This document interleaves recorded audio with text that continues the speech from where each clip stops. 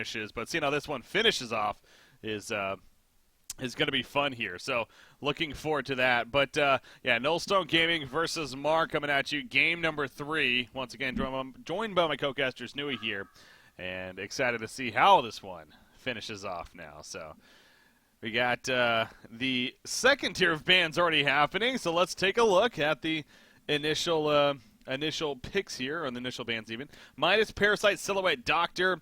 We had Moira into Magnus, Ravener into Warbeast, it looks like, and then Pharaoh. There's a lot of typing. Magnus, and anyways, point is, those are the heroes there coming out here. So what do we think about the pick so far? Here's Nui. Looks quite similar to game number 1, at least if we're looking at the Legion side here for Mar. The Pharaoh and the Ravenor just as in game number 1.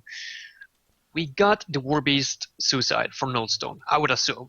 And then the question comes, where are you going to put that Moira? He's not really needed to box out the Warbeast, or he simply can't box out the Warbeast. It's not going to make a difference. So he's probably going to transition into the mid, so it could potentially be a Ravenor and Moira in the mid lane.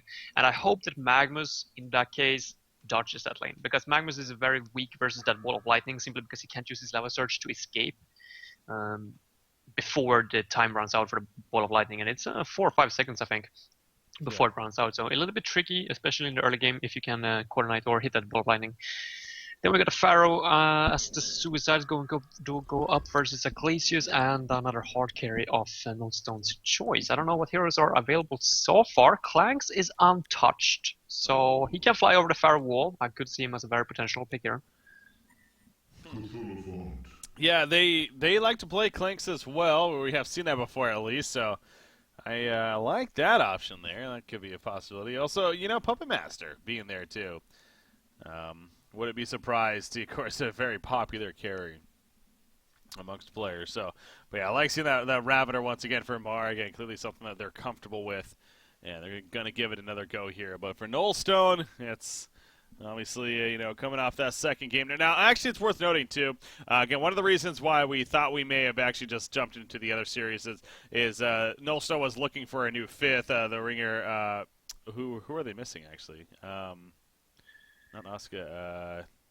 It's Fuzzy Sloth. Oh, Fuzzy Sloth, that's right, yeah. He is not here. Masatoshi in place of Fuzzy Sloth here is what we got. So we have seen him before. He has stepped in for Nullstone before, but they were able to get a hold of him and have him play again. This is very important, and you win here, at least you're done for the day. So hopefully Fuzzy Sloth, for their sake, will be like tomorrow if they move on. But Mars on a mission themselves, clearly, and they are looking to get this Game 3 themselves and move on. And the winner of this will play... God, I'm all over the place. Who are they playing tomorrow? They are playing Team Grief. That's right. Anyways, we do see the pickup Puppet Master coming out right there. So yeah, looking at that, I wouldn't be surprised if they're also thinking about that Clanks, but we go with the Puppet Master in the end.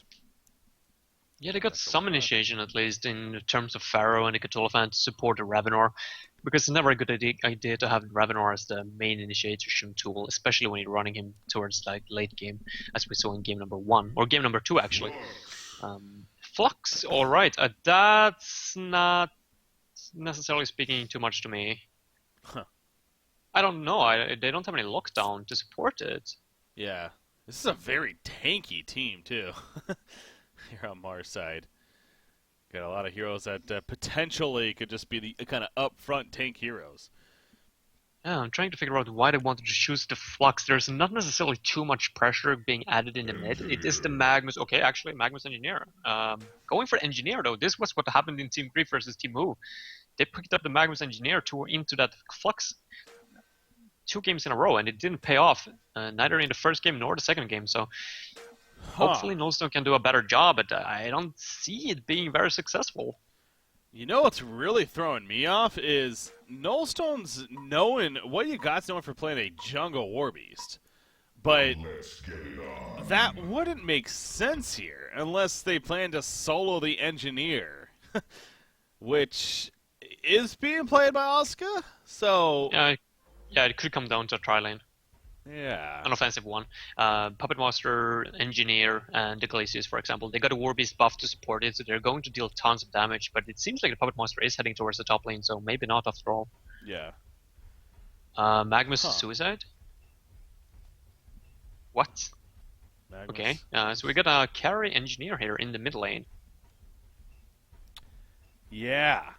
Or maybe not the carry engineer, Well, but a farming engineer at least. That's what I was getting at. It's like, this is just, this is a little different. Now, it's not the first time we've seen a non-support engineer, but it is very, very rare. You know, he's not one that screams like, "Oh yeah, no, he's got semi-carry potential." Not really. I mean, he's not that kind. More utility, just like any other supported Shiro that plays in a role, gets a little bit more farm. Get the tablet, the portal key, things like that to assist in fights. But yeah, is that the most beneficial here? Yeah. At the top lane, Pharaoh is just as in game number 1. No, wait. Pharaoh is down here at the bot lane. He's not even looking to head towards the suicide lane quite yet. Alright, but I assume he's going to be suicide, so he's going to struggle a lot and probably keep himself in level 1 for the first minutes or so. I hope that he's learned a mistake, though, not to go to Soul level 1. I actually hope he goes for the Hellfire instead this time. Yeah. That's, yeah, you mentioned that last game. Kung Sherlock playing the Pharaoh here. Yeah, he didn't go boots either, so we'll see how he fares against the top lane. The Puppet Master Beaverbinger playing it up there. But, I mean, Glacius Engineer, that's just such a, not a lane you would expect to see, but it is here. I don't see why they choose to do this, though. Yeah. It makes no sense. Why? What are they going to get out from this engineer getting a few last hits in the mid? Yeah. And you would think that he could obviously like do fine against Flux on his own, if anything. So, yeah, that is true. But I mean, I guess what it kind of comes down to is Pharaoh necessarily going to actually do decent. If anything, he's going to get levels, which is important for Pharaoh. So, yeah, I mean, the more I'm thinking about it, I agree. It seems like Glacius being here is almost unnecessary. Yeah, I think it is to a point. We saw this, by the way, engineer Glacius being run by the old BMG squad back in the days, but that was always in an offensive mana or offensive dual lane versus a melee carry. So every single time he went for a last, it just froze him, and then you keg, followed up with turret, just like now, more or less. But it's much more effective versus a melee hero because he's going to be significantly closer. Uh-oh. Oh boy. That's a dead engineer. Glacius trying to finish off Flux, one more auto attack! No, yes, it is enough. Man, that was sloppy. He had a health that was potion. Really sloppy. He could have yeah, used that. Exactly. He had time to use that, definitely. So yeah, Mr. Derp a lot, unfortunately. Maybe getting so caught up in the moment of getting the kill initially. Forgetting to stay alive right there. So at least a good counter kill coming out for Nolson in the end. But yeah, I mean, as we even saw, especially with the jungle help of Cthulhu-Fawn, it helps them secure the Bloodlust kill in the middle lane. And I put a Magnus versus the Ravenor, which you already mentioned is a very, very poor decision, because if you hit that ball of lightning, he's dead, 100% sure. There's no way for him to escape it. Yeah. So he's playing with fire here right now. I mean, if he gets stunned right now, he's dead. Yeah, well, there we go. Surge fast. Why doesn't he have a surge before the stun? Yeah. I'm pretty sure he should. I was trying to think of a reason why he may not have, but you're right. You know, he was trying to time it, if anything, but it is a very tough stun to time, because it works interesting how it like, whoever, if she puts it on somebody else, it also applies to herself, of course, and then hers is the one that goes off first, right? Oh, no, the target is the one that goes off after a second, then on herself it's after 2 seconds. So it's like timing basically can be a little funky sometimes and throw you off a little bit, trying to get away from the Moira stun, but I'm quite sure it would have been fine if he just used it instantly, seeing as he got those marchers already. Alright. No, he doesn't, and he gets taken out, so well played right there, definitely, by Mar. Mid lane? No, never mind. Not going to happen. The Warbeast buff was activated and they got to slow off, but unfortunately it wasn't quite in range for the freeze onto the Flux. Now, this is definitely a different lineup here from Mar, that's for sure. This is not a very... They got a lot of gotcha potential still, but yeah, it kind of goes back to that Flux final pick. It is a little bit funky with the Flux. He doesn't necessarily seem like he fits the idea the most. But I'm also getting that they don't necessarily have that backup carry. I mean, this is all on Ravenor here. Unlike last game where they had the Doctor Repulsor, that just got ridiculous. And it was able to kind of have free reign in that game. So, yeah, I don't know. I guess also that kind of gets at what should we expect to see from Ravenor, because last game he did go the very heavy initiator, the portal key into the shrunken. I don't think he can risk going that this game. Do you? Or middle lane? No, No. the slow just missed. But Moria's also coming in with the flank. The arcade or the Shards of Harkon catches, and Engineer is in trouble now. He got the Kex up, Lava Surge on top of that, or more so vice versa. But everyone gonna live. That's actually a pretty good job right there. Surviving. Yeah, both teams committing free heroes to that kind of gank attempt, so neither team really coming out ahead. But yeah, as you mentioned, I mean, I don't know, maybe Claw instead on Ravenor, just go for that farm ability. It depends on what the Puppet Monster goes at the same time and how well this Magnus is going to be able to do in lane. If he can get a fast Polki, for example, then Ravenor might want to go for the farm build instead. But as long as Magnus doesn't have a Polki, I mean, they don't really have an initiation on the Hellborn side. It's all going to come down to the Puppet Master getting a Shroud in that case, but that's going to take quite some time. So, actually, initiation in the top. Puppet Master is going for the Pharaoh. I'm not sure if this is going to be enough. Yeah, he's probably gonna die. Wow. Yeah, no, okay. really.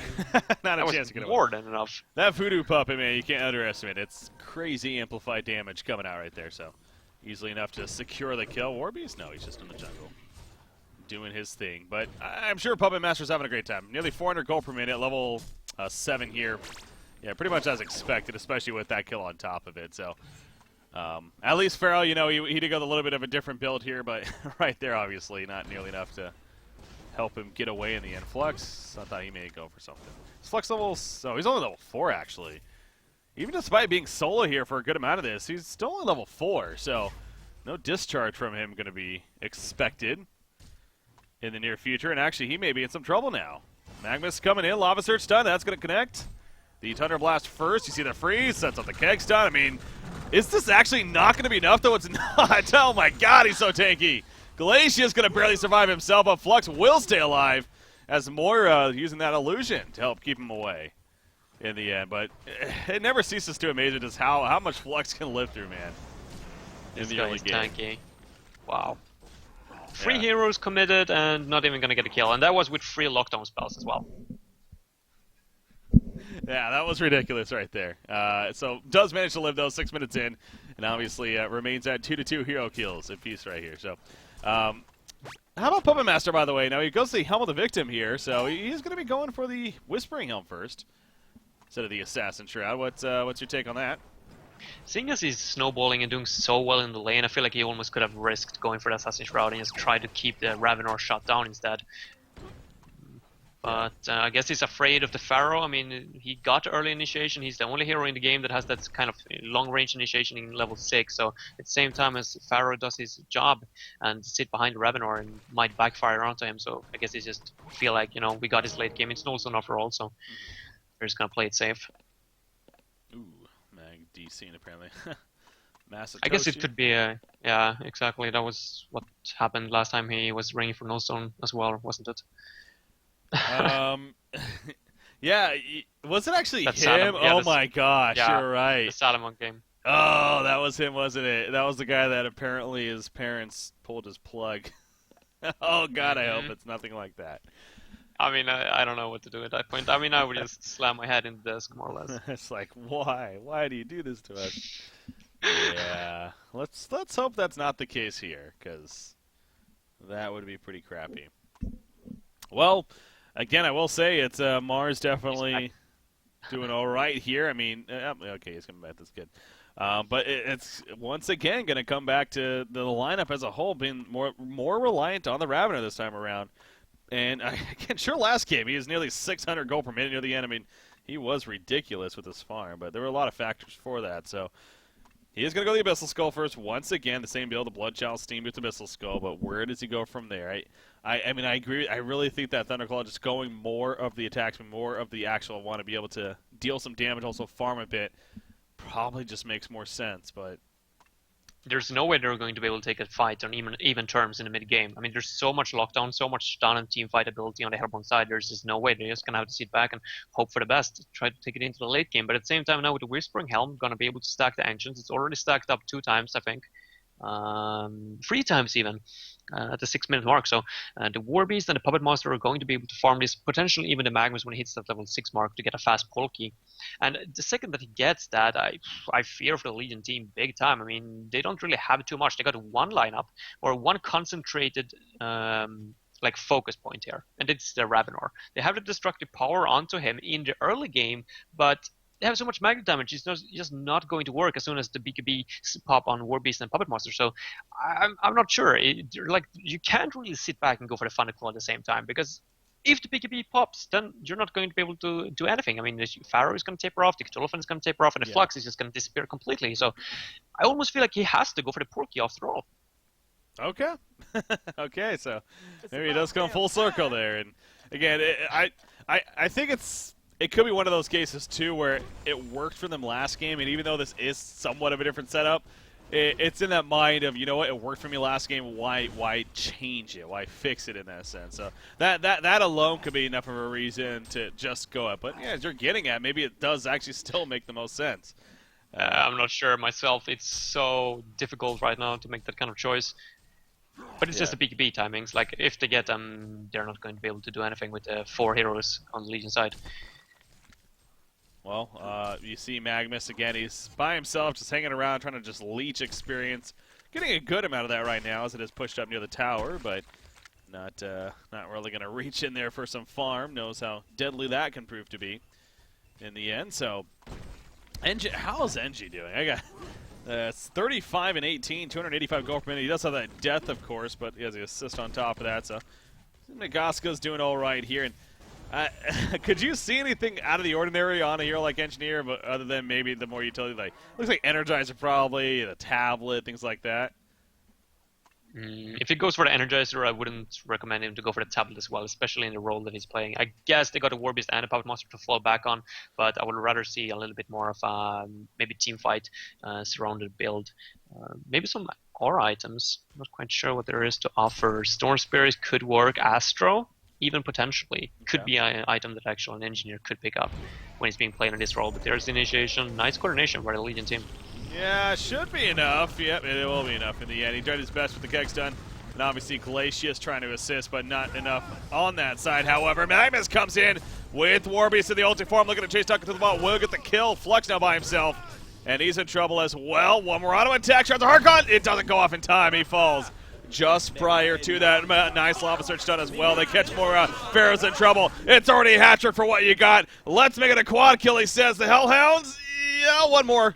Yes, he gets the quad kill in the long run. Warbeast, this early on to get a quad kill, that is huge. His farm is going to really shoot through the roof now.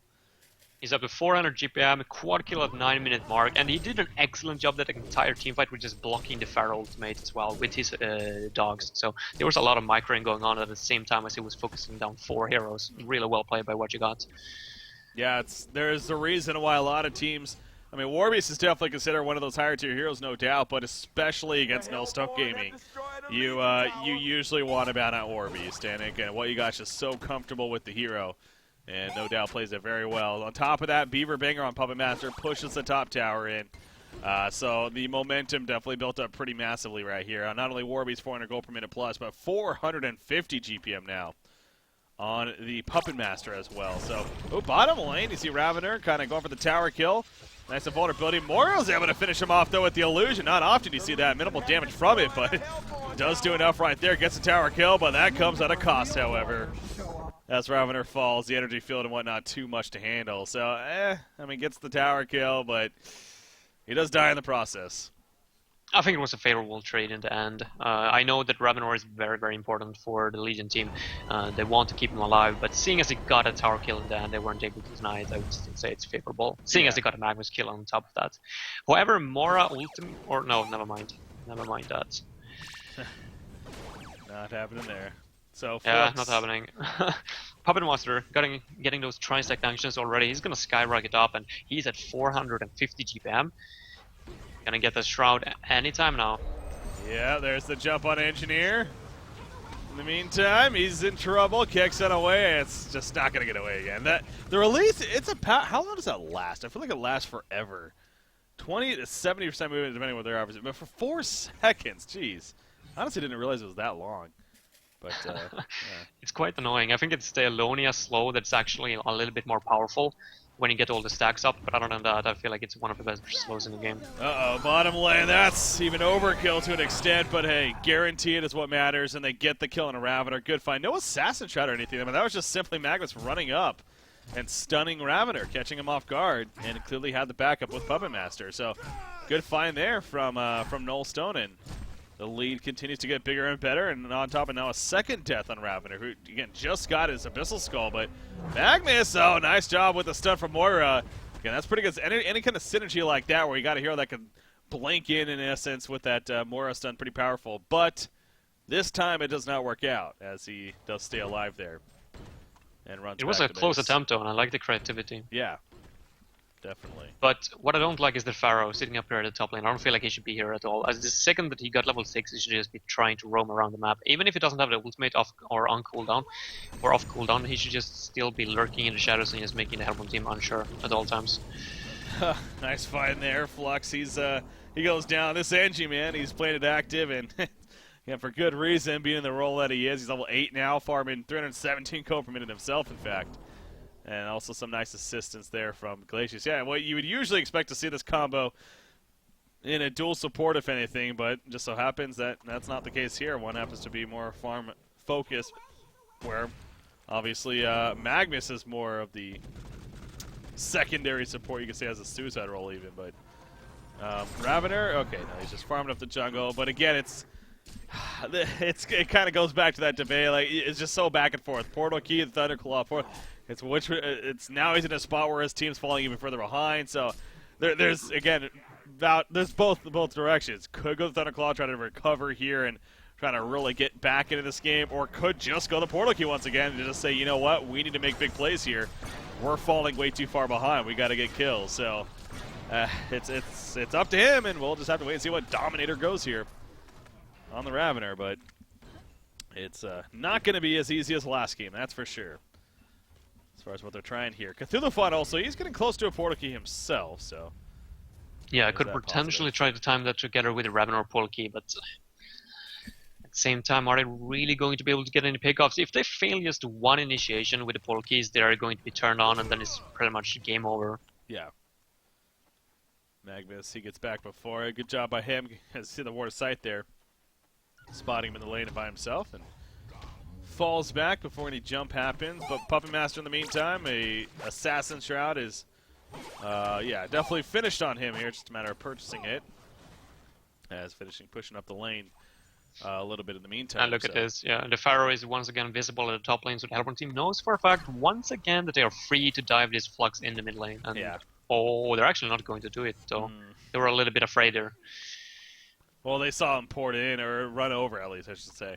Yeah, he was trying to run over and not seeing anyone else. It's good reason to be like, let's suck it. Yeah, maybe they're setting up for some counter ganks, as they were. So, yeah, the correct decision there coming out. Another Trisac is stacked up here for the Hellborn side. I feel like they should just take it. There's really no reason to let it go. Just go there, get the eruption off the Magnus. It doesn't matter if it's on cooldown or not, or if you get it on cooldown at this point, because you're not going to try to be too offensive until you get that Portal Key timing anyway. And it seems like they are going to rotate over. Are we going to see some ultimates here, or are they fine with just normal spells? Yeah, it looks like just normal. I mean, would have probably used the eruption by now, so. Yep, yeah, you're right, though. I mean, both Glacius and Magnus could have just comboed right here to just take them out quickly, but yeah, as long as they do it in, in an efficient time. Magnus is getting kind of low, but not low enough. He ends up staying alive and got at least most of the farm right there, so yeah, 1,500 gold saved up on him, and oh, look at that, a regen room. That's convenient, too, so good reason right there to not use too much, I guess. Yeah, as he's getting now very close to that Portal Key. You compare that to the Legion side, again, nothing really too impactful setting up, just other than the Portal Key picked up by Cthulhu Foe. We're stressing that. That could be a key here. So 2,200 gold on Ravener in the meantime. So we're going to get that information here very shortly as far as what he actually decides to go with. I don't know, I feel like they just have to go for an all-in here. Try to get the Portal Key on a Ravener and just combine it with the Cthulhu and try to get some kills in the mid lane. Yeah, he's going to go for it. I like it. That he does. I was just about to say with the way he's saving up here, maybe the Thunderclaw, but no, yeah, he does get it. He's waiting a little bit longer. But it will come back to you, Lau. If he if he picks it up here and, just looks to farm some more, then that's where you kind of scratch your head a little bit and wonder what they're thinking. But if they're going to be now very active trying to find some kills, and he does poor bottom, so it looks like it. They're going to try to find some kills down here. It's a matter of will they get it or not. They are going to scout out the glaciers at least, and now they know that the Hellborn team is down here. And a portal key just picked up by Magnus right there as well. Puppet Master, he's going in with the invis. That Assassin Shroud. Oh, that's going to be seen, though, because of the discharge. But this team charging in. Nice catch on the Puppet Master, though. He's dying quickly. But the eruption comes out. Does Puppet Master survive? Oh, my God, he did. Moira's going to end up falling at the last second. Arcane Vortex, but not in time anyways. And now Flux is being chased down. How did Puppet Master live? I have absolutely no clue, but Flux is being dove on. This is very likely going to be a genocide for Nullstone Gaming here. Unless Engineer is trying to juke and jive on get the kill himself. Yes, he will. It is a genocide when it's all said and done. I just do not get how Puppet lived, though. That was ridiculous. Sometimes you need to be lucky. Yeah, guess so. I mean, the timing, though, from Magnus was, I guess, key right there. It was a bit of a risky decision in the end to buy the Magnus. He could have used the Lava Surge instantly and just saved the Puppet Master from the danger, but in the end he chose to actually wind up that ultimate, and in the end, I mean, Puppet Master barely survived, so it was the right decision. Yeah. But it was a risky one, it really was. And at the same time, Warbeast here on What You Got took down the secondary, or second tier tower at the top lane. So 12k gold lead now for the Hellborn team, not looking too good for Mar. I know the hype was real after game number 2, but in this game, Nullstone is showing that they are the better team. Yeah, for being a team, this is our first time on Honcast and everything. And again, I've never really heard of any of these players, but apparently they got a little bit of a fan base apparently. And I guess that comes from the TMMC, like you're saying, maybe known for trolling a little bit and having some fun there. But they're making their Honcast debut at least, and hey, they had a great game too, and thus forcing the third game. But it does seem like Nullstone's in pretty good control right now, but it's still, somewhat earlier on, and Engineer gets picked off. So there is still hope here for me or Russ, but it is grim, especially again going back to the fact that they had just picked up that portal key on Ravener, and again they went to make a play. It's not that it was their fault, and they almost got it, but just the response from Nullstone was just a little too strong. And obviously it worked out for Nullstone much better in the end. So yeah, something else we can't forget about too is Warbeast. It tends to happen in the early game, but he got the quad kill earlier, and he's look at the farm here. I mean, he has Steam Boots, a Soul's Bulwark now on top of the Abyssal Skull, and he's level 13 on top of it all too. So yeah, he's coming along very nicely as well. And look at that projected win percentage too. Pretty good for Nullstone right now. Not too much. What You Got, 500 GPM soon on a Warbeast. That's like one of the deadliest things that you can see in this game. Yeah. Every item on a Warbeast is just of a significant impact in the game. Just one of those heroes. If you get if you get a BKB, you're like, oh my god, Warbeast BKB, that's so tough. If you get a Shield Breaker, oh my god, that's gonna hurt so much. Oh, he got an Abyssal Skull, he's gonna live steal the shit out of me. Like it's like that all the time.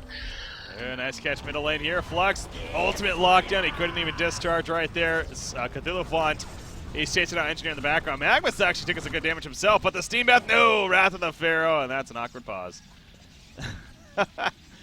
Apparently Warbeast is DCing really bad, but it's as soon as he gets caught onto Magnus right there, so that's a fun time. I don't know if Magnus actually... He does have Lava Surge. Ah, he's dead. He's stunned. Is he going to stay stunned? Okay. That'd be interesting. I do believe the Pharaoh should be able to get at least one out attack off before he's getting out of that stun. Yeah. So we'll see if he makes the escape or not, but unfortunately we'll have to wait a little bit longer to find out what happens here. Let me go ahead and monitor the other series that we're looking to cover. Yeah, BMG versus Team Disband. Again, this is game 1 of that series now. Looks like BMG is in a pretty comfortable spot early on there. Now, people may see Make there. That is Mighty Marcus, by the way, just to confirm that. It's not some random new player that they just picked up. I guess he just had a name change or whatever. So But to clarify that, of course, he replaced Krake here on BMG. But actually, shout out to Quincy as well. We're in this pause here. He not only for stats in general, but oh wow, yeah, reason destroying Solar Club. The Power rankings. Power rankings are back, and for good reason. I mean, again, we got a lot of teams right now where it's a lot of unknowns as far as who's deserves to be where. And you can actually check out the post for yourself, but it's on HonTour.com right now, the power rankings for this week of April 27th here. It's really interesting to read this one especially because, with how things have been shaping up. And Bad Monkey Gaming, I mean, they actually ended up 5th place. This is a team that just won the World Finals, and yet they're voted to be ultimately in 5th place. I personally have them 4th place, but again, I understand why they're 5th because this is a team that they haven't done. Nothing's been going good for them here since the World Finals. And, a little bit has to do, talking about Krake no longer being part of the team and how that kind of messed up some things. But something clearly still needs to be fixed with them. We'll see if that starts here with this event, but I don't know. Yeah, I placed him in 5th. Yeah, I had him in 5th. Pretty much identical list, yeah, indeed. No, I don't know. I mean, they have been they haven't been performing as world champions, so to say, ever since they replaced Kraken. That's safe to say. And hopefully they can make some kind of progress now in qualifier number 3. They got 2 weeks to practice communication a little bit, but it just comes down to the lineup, I feel. When you've been playing with a 5-man roster for so long, and then you suddenly switch out one of your main players. I mean, the main or the mid player is usually the one that makes kind of initiation calls and tries to control the early to mid game a little bit, and therefore deciding to go with Mark DeMarcus, who doesn't he's an awesome player of course as well as Krake, but their playstyles differ heavily, and therefore it takes some time. But I mean, 2 weeks, that should be plenty. Yeah. So hopefully they can make a little bit more of an impact this time. Exactly. It's again, that's why I'm a little hesitant to overreact here, because as your point, when you get a new player in, especially with so much pressure being on the line of joining the World Champions, that is that synergy going to be there? It's understandable if it's not right off the bat, but after about a month, you figure that that's where it should start kicking in. So now we're kind of at that spot as we're talking about, and here with this being now the 3rd qualifiers for DreamHack, the Deadeye Bounty League, obviously they're off to a slow start there as well. So, but could you imagine? And again, it could possibly happen. BMG may not qualify for DreamHack. I mean, that's really possible. You only get 3 more chances here, and there's so many teams that are still left that you figure have a good shot. So, but to go from oh my God, it gets away, by the way. Watching the live action here, Magnus actually did escape. So yeah, I guess he just had enough time to stun away in time and actually making a counter kill out of this. Fair. Oh, he didn't stun in. Magnus. Communication not necessarily there, but it might not matter. Warbeast is too strong apparently. Eruption being channeled, and he was expecting more. But at least Warbeast cleans up. Yeah. Yeah, but yeah, like as you were saying, I mean, BMG, no, they might not make it, actually. Now with Team Grief, I mean, showing some really nice progress in in the first series that we were casting here today as well versus Team Who. I'm a little bit worried for their sake. I mean, they feel very unpredictable at this point, and I wouldn't necessarily put them over Team Grief in any way now when I've seen how they can perform as a team. Yeah. Yeah, absolutely, and that's definitely going to be a fun semi-final matchup there, most certainly. In that one, again, definitely some star-name players, Axer and Super KG and whatnot, there to match up against the winner of this. So you got the Hellborn team running away right here as Cthulhufon's trying to chase them down, but he has to remember, if he portal keys in, don't expect immediate backup. So, and he makes the right decision and not going in. But yeah, you got a shrunken head now on that Warbeast, sure enough. So usually just a shrunken head alone, with maybe the Abyssal Skull is pretty damn scary, but a Soul's Bulwark on top of that enhances his damage quite a bit. And again, the greatest thing about a Warbeast too is the fact he pops Battle Cry. If a kill happens from a teammate, he gets that assist skull. I still find that crazy that he gets credit for that, but hey, apparently that was something that was asked to be given a while back by top competitors, and that's why it's the case. So. When it got live, though, people kind of changed their mind, so now it might be on its way back again. Funny how that works. Seems like a great idea on paper. Oh, wait a second. We just made this hero really stupid strong. Yep. I think it was more of those realization as well that there was a lot of other auras in the game that actually gave assist, and then people figured like, why doesn't Warbeast buff give assist then? But they weren't really thinking about the fact that he was actually a hard carry, and giving a hard carry free assist gold in this kind of way worldwide or over the map. At any point of the game, as soon as you see a kill happening or your team goes in for a gank, you just press the W button and you get free gold. Yep. A little bit too powerful. Oh, middle lane, jump in right here. Puppet Master though, he pops the Shuriken. Now Arcane Vortex comes out, but look at the background. Energy field throwing down.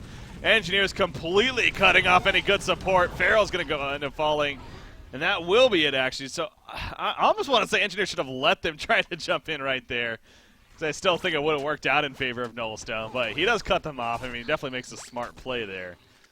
It's just kind of funny how that, in kind of in a sense, backfired for them. But gonna now push the middle tower.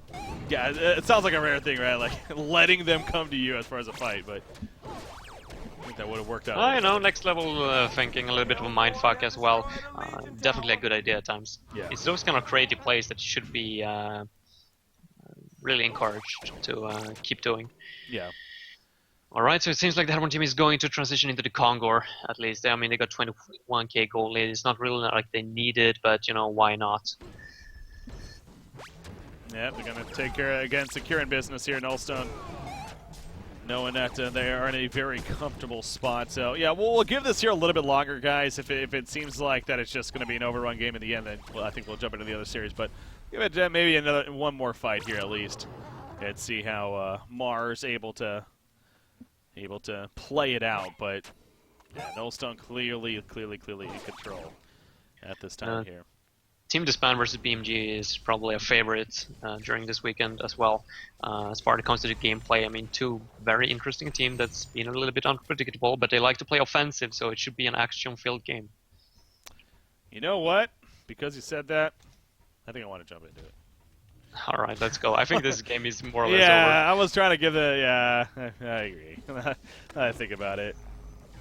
We are jumping. Yeah, let me let Inkling know that we want to be doing that here, just so maybe get a pause like the last time. But yeah, this game, guys, clearly, you know, Nelson's really had. You know, obviously, again, we'll keep an eye on it as like a just in case if anything happens here. But I think we want to jump into this other series now. So let me update my graphic here real quickly, guys. We got Bad Monkey Gaming on the right.